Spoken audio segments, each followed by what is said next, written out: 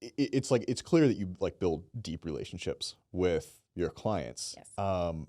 How many of your clients like end up referring you or like to additional?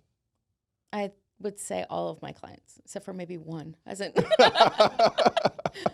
Really, it's been kind of fantastic. All of my clients have referred me to Right. at least one person. Now, some of them haven't bought or sold yet, Yep. but they're thinking about doing it in the future, and I've started those relationships now.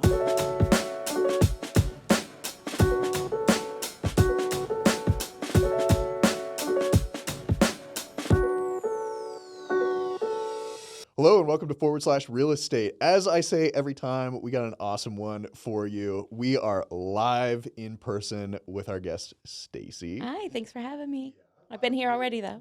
Technically, this is your second It appearance is, on it / Real Estate. It's exciting. So yeah, you have a interesting journey into real estate, and it was suggested that we talk to you. And the way that we received in text is, Stacy had a hot start in a cold market. Boom, I like that. Boom. I mean, what a better headline. Like that pretty much nails it, And doesn't that's it? nice for someone to say about me, too. Yeah, that's quite kind. So start us out with like a little intro. Who you are, how long you've been doing real estate. So I guess I'm fairly new, about 3 years. I've been in real estate now. Started, I was my past life, I guess you can call it. I was in marketing, and I've been in marketing and tech marketing my whole entire career. Why would anyone want to leave that? It's great. It was fun. I mean, I was a director of marketing for a software company. Cool. Yeah. So I had a team, and it was COVID hit. Yep. And as I was in COVID, I think that they called it like the great walkout or something like that. Yeah, or the quiet quitting. Well, the quiet quitting, or a lot of people were just shaking things up. And everyone had a lot of time to reflect on their life and where it was going. Is this where I want to be? What do I want to be doing? Where do I want my life to look like? So I was one of those people. And I was, I had a great job, lovely company. And I started to look for another job. And I was still looking in marketing, actually. And one day I was at brunch with some friends, and one of my friends is a realtor and quite successful one here in Austin. And she said, "Hey, why don't you get into real estate?" And I'm like, I never even crossed my mind to even go into real estate. She's like, "Listen, we can do some great things together. Let's have some more meetings about it and talk about it." So we did. We had a couple more happy hours about it. And so had you left your previous job by this point, or were you? No, I was still just talking. So you're just like this and idea. And this is in 2021. So the market's hot. Real estate market is hot. It's booming. This is multiple offers, all cash. Austin was on fire. Yeah. And actually, everyone, you should go check out Teresa's. We've done previous episodes with her talking about what that was like in the Austin market. It was insane. It was a wild time. And so my friend, she's like, "I could use some help." She's like, "This is what I propose. You come and work with me as my assistant. Okay. While you're getting your license. And then we can transition into what the rest of it's all going to look like." And I'm like, thought about it. And I decided, you know what? I've never taken a jump like this. I've always just been marketing, climbing up the corporate ladder. I'm like, let's take a risk. Yeah. Let me see. I think I would be good at this. I think I would enjoy it. But let's at least start as the assistant and see if I really do like this. Right. And so I quit my job. And I will gulp. Yeah, I know. I mean, a nice paying job. I quit my job, and took a leap of faith and went to work with her as her assistant for a nice little. What? Okay, so this is really common. Sean and I talk all the time about a lot of the people we interview. Real estate's not the primary thing, and if they are, their parents were in it. So it's always like the second career change. I guess when you were trying to make that decision, what were the feelings that you had that made you think like, yes, I want to get out of, corporate marketing and into real estate? What was the thing that pulled you over the? I think I wanted a little bit more freedom in making my own choices. Okay. In my career and in my life and my timing and my time. Of course, real estate is 24/7, 7 days a week, as I've learned. Maybe I was a little naive back then. Yeah. But I think I just wanted a little bit more freedom, and I just wanted to do something different. And this is when the market was hot. People were making tons of money Yep. at that time too. I mean, it was like hand over fist. It was crazy. And I'm like, oh my gosh, that could really help elevate me and get me to where I want to be in my financial goals. You know, I had 2 kids in college at the time. One was going in. Yeah. I'm a single mom. So I'm like, okay, this might actually help me hit all of my financial goals too. Right. So there was maybe some lifestyle associated with like income potential. Yeah. And it all sort of made sense. All the things. Yes. So what was that? What was the on-ramp looking like? Or cliff? Yeah. Whatever it was. Yeah. It was, what was great. I learned a lot of best practices being assistant to this team. They were quite busy. Again, I was writing contracts for them. I was, doing all the things. Doing a lot of make readies, all the things. I was their grunt worker. Yep. But I enjoyed it, and I was learning a ton. And then, during that time period, that's when I got my license, and I became their buyer's agent. And this was like more of like officially a team. So I was their buyer's agent on that team for a little bit. So I stayed there for, I guess, about a year. And then I decided it wasn't the best fit.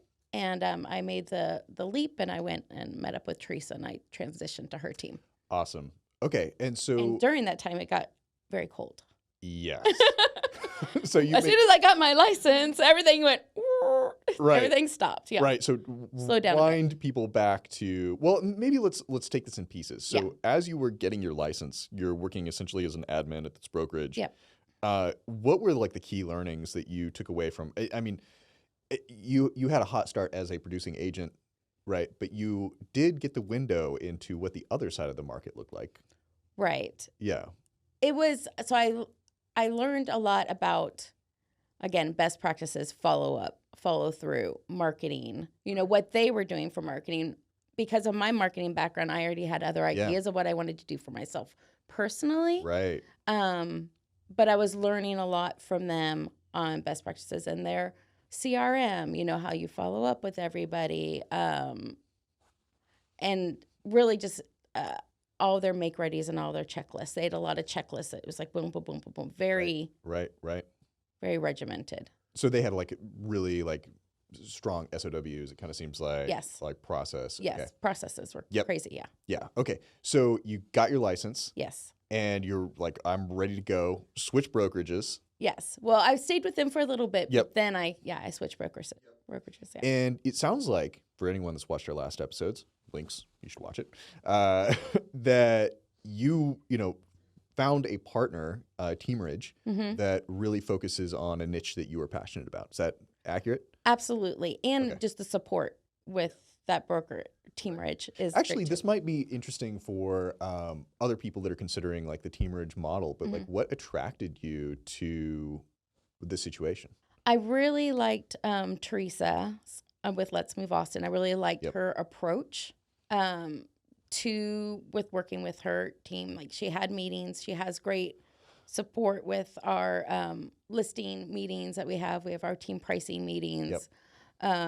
She gives all of the different resources that we need, but she's also just a great support that you can text her at any time you have questions. She was very open to being a partner. Like, I had a few crazy things that just came up recently, and I'm like, how would you approach this? Because she does have so many more years on me. Obviously, I'm a newer agent, and she just gives those guidance and those good key, key words. She's just fantastic at that. So having her as, I consider her more as a partner in this, it has been fantastic. And that's, I think, it's a smaller brokerage, and I kind of was looking for that instead of one of the real large ones when you're just a number too. Right. Here we're all, individual contributors. Right. Yeah. Right. So you were, it kind of sounds like, based off, I'm kind of putting together a couple of our conversations, like there's a level of independence, but then there's like a level of partnership also. Yes. And I would imagine being able to pick up the phone and, say, hey, I've got this problem, and get like the expert answer,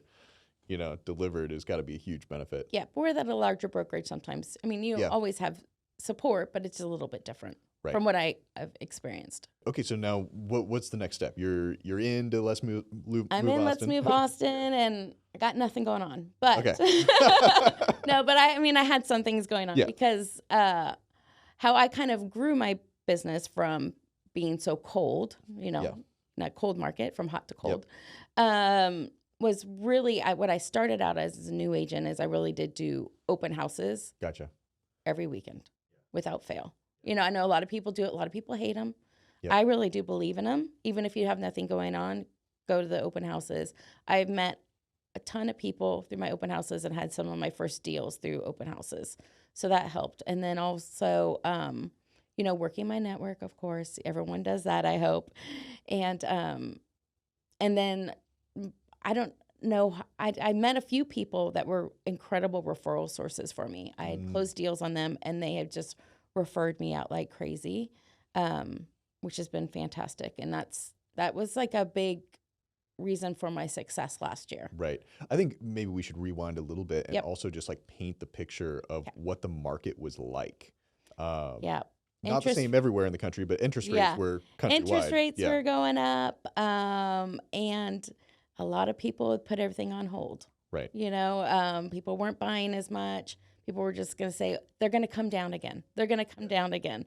We're going to wait until they come down again. And I'm like, I don't think they're going to come back down to the 2s and 3s again. But let's see what we can do to help you at least get a lower interest rate with some negotiation or partnership with lenders and just providing that additional information for my trying buyers. To work the angles. The people that were transacting, walk us through why they were doing it. A lot of them needed to. Yep. And you know, they had like life changes, and so they needed to get into something different. But many of them were first-time home buyers that I worked with, and so I was able to, I guess, educate them and take my time with them and say, okay, I know the interest rate's here, but if you wait until they come down, and if it gets to be a feeding frenzy like it did during COVID, you guys won't be able to afford anything. So yeah, the interest rate's a little bit high, but let's go ahead and get some seller concessions to bring down your rate, and then we can get you in a home. So it was I spent a lot of time educating a lot of my buyers during that time, and spent the time in showing them numbers and running different numbers with them. So then they felt comfortable and felt like, okay, this is a possibility, but it wasn't just like, oh, I can't do it. I'm like, well, why do you feel like you can't do it? So I would really listen to them and have those conversations. And then they would tell me, I'm like, well, let me just do this for you. Let me take a few steps further and see if we can get you to someplace that you feel comfortable with. I really like that. I really like the, exploring what is, sort of the like specific but also emotional objections to what the buyer is potentially feeling, and then like trying to figure out how to structure the deal. Yeah, I know this sounds silly, but and most people do this, but I am much more of a relational agent than a transactional one. Yeah.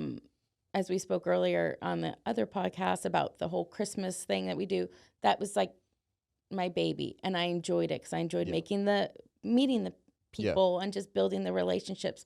All of my buyers and sellers, I really do have good relationships, and I really want the best for them. And I probably get too personal with them. I'm invited to every birthday party and every anniversary party, and going out to happy hours with them. So I probably get too involved, but that's just the way that I run my business. I have fun with it, and I'm very relational with it. Right. So hot start in a cold market. Yeah. What do you think, and you essentially were saying there that, you didn't necessarily it didn't sound like you had a huge pipeline built up. No. What do you think you were doing that was different from other agents that was allowing you to transact at like an above average rate? Well, what's the secret sauce? I wish I knew. I really do think it's the consistent follow-up. Yep. The being real genuine and trying to find what my clients really need and what their objections are, and really not just saying, okay, well, I'll come back to you in a couple months and see if but really working with them and say, well, what if we did this for now? Just having those real relational conversations with my people. And I was hustling. So, I mean, like I said, if I did not have anything to do on a weekend, I would be doing open houses. If I needed some more leads, I would even like email agents that had lease listings and say, I would love to show your lease listings, because lease people end up becoming buyers at some point anyway. So I would like see if I could be their point of contact and show their leases to people that were coming in. So I was constantly hustling. So I was never, if I didn't have a buyer or seller at that time, I would work any angle I had. One of the things I always find fascinating is what people bring from their prior careers into real estate. And so with a marketing background, like a tech marketing background, and it was so interesting, like hearing you talk about, you know, like the motivations and the objections and stuff like that, because I almost feel like I can hear, you know, some of that marketing like mindset coming out. Yeah. Like, so talk to me about like some of the things that you're like, oh yeah, this is exactly like a lift and shift from my previous career to my new career. In my previous career, I was always more of a guerrilla marketer in that field too. Yeah. It was, you know, a small little niche, and we had to get outside of the box. So some of the things that I like to do is like some of the things that we're doing, the Christmas lights thing. We're doing a new Circle C newcomers thing. And these are different marketing things. But also above and beyond that is, you know, I do all the Google ads. You know, that's all typical. But but I'm also not just doing it here in my niche. I'm also doing the research of where other people are coming from. And I'm advertising in those locations about me, about people moving to Austin.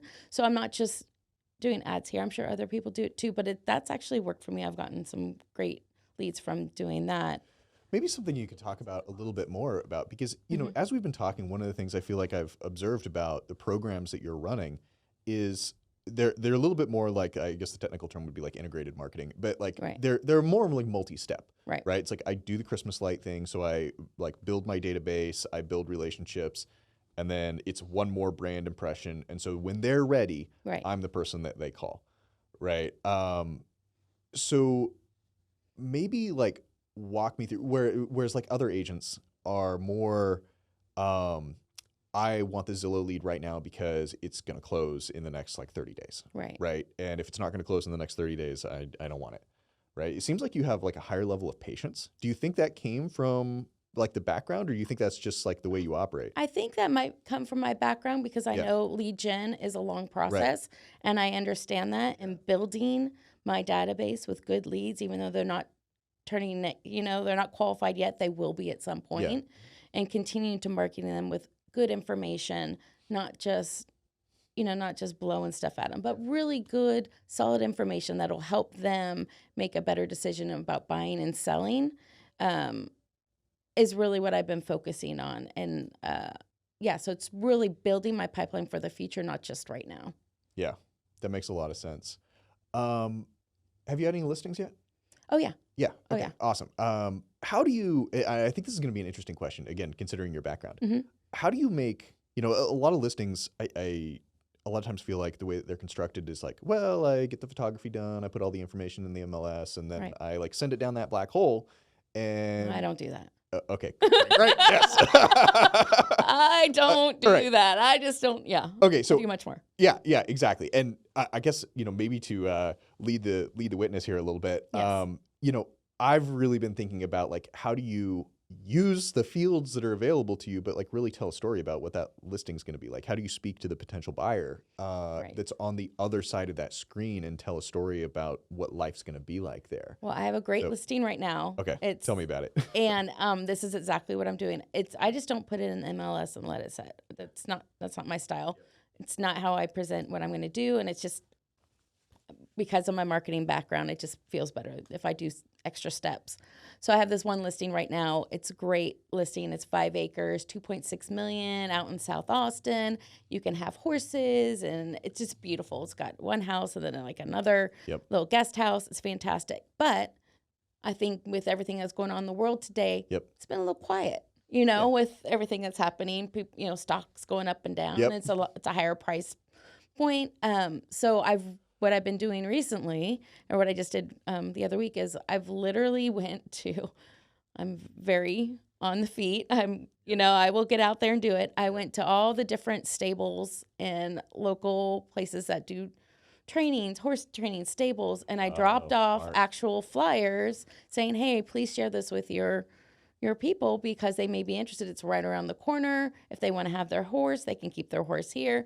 And a lot of people are like, oh my gosh, and I got several showings from it. So that's great. These people may not be looking for this home, but it would be perfect for them. And now I just open their eyes to it.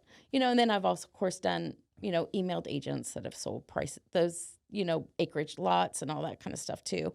But I think between that and some of my Google ads that I've been doing and some Facebook ads, focusing on people who are in the horse community has really helped. Just thinking, not just the MLS just is in this market, it's not going to do it. You have to do something a little bit different. When you think about writing those ads, is it like 2 acres and stables, or is it like, is there a narrative there? Oh no, it's like hill country luxury right outside of the city where you can keep. Yeah, I paint a story, and it's much more storytelling than just putting it out there. Here's a place, come look at it. I really try to tell a story. If you were going to coach someone on like how to craft that story, what tips would you give them? I would say just really understand what the property, like who would live in that property. Yeah. And understand who would be your best buyer, and then craft that story right around your potential number one buyer. Yeah. And mine is someone that, for this particular listing anyway, is someone that would want to keep their horse on the land. Right. Want to have chickens and goats, but still be 20 minutes from downtown. Right. Right. Best of both worlds. Yes. Life with your animals. Amen. Yep. Yeah. So good. Yeah. So good. What else do you think has set you apart or given you an advantage? Considering, I think a lot of, sometimes I hear like some despair or resignation, honestly, not among our best clients. Our best clients are like, I'm going to win no matter what, which I love that. But you're coming in new. Yes. So yeah, what else was like really setting you apart? I really do think I was hustling and I had to drive more than I see a lot of other agents. Yeah. I'm lucky that now I'm an empty nester, so I don't have to drive kids to softball or anything like that. Right. It's me. And so, I work a lot. I do. I probably need a little bit more work-life balance, but whatever. Well, hang on. Maybe this is a moment of honesty. Like, do you do it because you like it, or do you? I do it because I like it. I really do like it. I think it's fun. Yeah. If I wouldn't be doing it if I didn't think it was fun. Right. And I enjoy meeting people, and I enjoy really helping them. And I really do. I take it very personal when I'm helping someone get a home. I just helped the sweetest little couple that I've been working with for a year and a half. Yep. They were working on their credit and everything, and they finally got it all great, and they got pre-approved. They're like, we're ready. It's a lower price, but you know what? I'm just thrilled for them. Price doesn't matter to me. I will help anybody. Yeah. I'll do like the 300,000 up to the millions.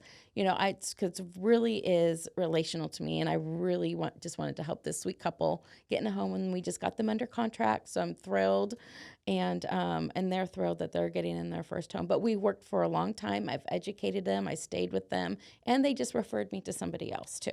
How long? So before you were even like officially working with them, how long did you know them before that? I didn't. They were a referral from another client. Okay. Yeah. All right. So I didn't know them at all. So like if we pull this like sort of the chain of attribution back, right. Like the referral, was that from a previous client? Yes. Okay. Yep. And how long had you been working with them? And that was probably 6 months. So yeah, a year and a half and 6 months back. 6 months. Yep. And then how'd the introduction to that client work? That one, my initial one.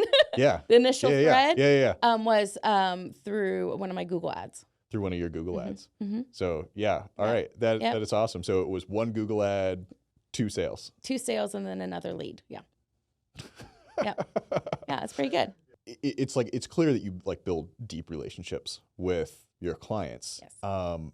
How many of your clients like end up referring you or like to additional? I would say all of my clients, except for maybe one. Really, it's been kind of fantastic. All of my clients have referred me to at least one person. Now, some of them haven't bought or sold yet, but they're thinking about doing it in the future, and I've started those relationships. That's actually another interesting point, which is like they don't have to be a past client to give you a referral. No. Yeah. No, absolutely not. And some of them are just like, we're going to be ready soon. We're not ready yet. But hey, I have somebody else that's thinking about it too. Why don't you have a conversation with them? Yeah. Yeah. So it's my business is highly referral based. Yeah. Right. So when you think about maybe tracing back your marketing spend, like considering or like the efforts that you put into marketing, do you like trace that causality all the way back to like, okay, that was a Google ad that brought in this complete rando that turned into several referrals, and think about that if you're like doing a, cost per client, ROI on your whatever. Absolutely. I mean, I don't have the numbers in front of me, so don't ask me. Right. But I absolutely do. So that's why I know that these things work that I'm doing. Right. But you can't just slap a Google ad up that just has your name. I'm a realtor in Austin. Yeah. It really the ad has to say the right things to the right people, depending on which market and which niche you want to hit too. So you have to have the language that's correct for that. If it's someone that's, a lot of people are moving to Austin. Even still, I think 13,000 came last year, 22,000 2 years ago.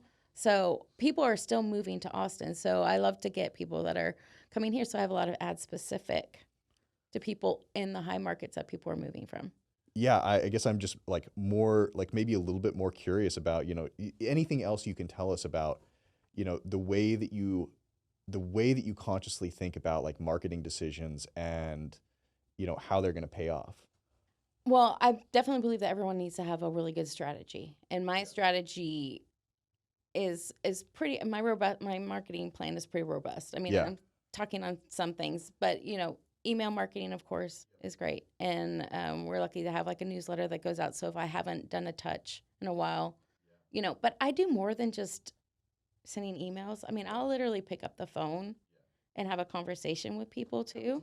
How deep is your actual marketing plan? Like, have you written marketing plans? Have you written positioning statements? Have you put like, Yes. Yes. Yes. I'd have to go back and read them all to tell you what they all are. But no, I have when I first started, it was pretty deep. I haven't taken everything and rolled everything out because there's so many different layers to it.